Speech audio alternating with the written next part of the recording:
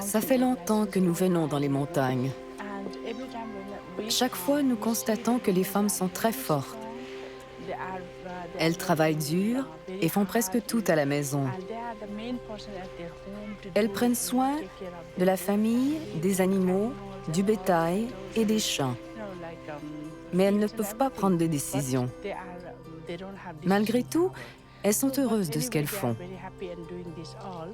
Nous avons pensé que les défis qu'elles relèvent dans leur travail quotidien pourraient être transformés en opportunités. Installées à Pokhara, deuxième grande ville après Katmandou, les sœurs Chetri, de la caste la plus importante après les brahmanes, ont créé leur entreprise Empowering Women of Nepal.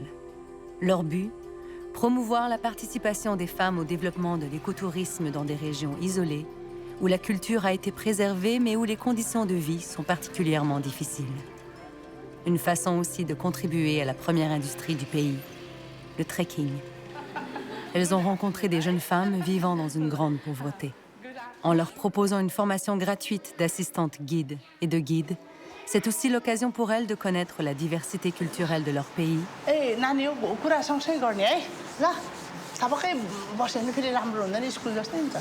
et de prendre une place dans leur société.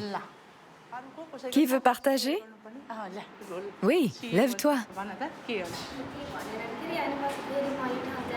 J'ai voulu revenir à Pokhara pour faire du trekking.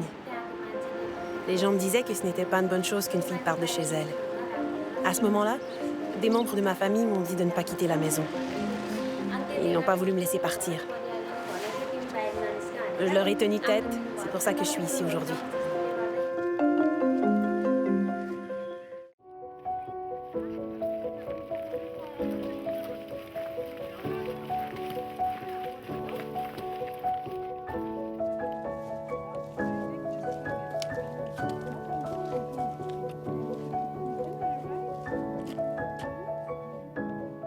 Lorsqu'elle s'est jointe à notre programme, lors de notre première sortie en trekking, Fulmaya était peu éduquée.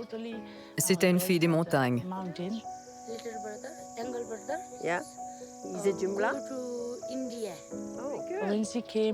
Quand elle est venue à Pokhara, elle a réalisé qu'elle était la moins éduquée. Elle a compris que l'éducation est très importante et elle est restée 10 mois à Pokhara. Elle a fait des sorties en trekking aussi.